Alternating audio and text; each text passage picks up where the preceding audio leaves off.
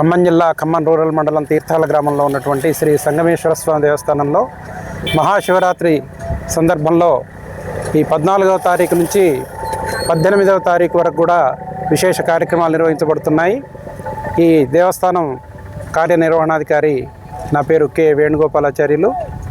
ఈరోజు అర్ధరాత్రి 12 గంటలకు అభిషేక కార్యక్రమాలు ప్రారంభమవుతాయి.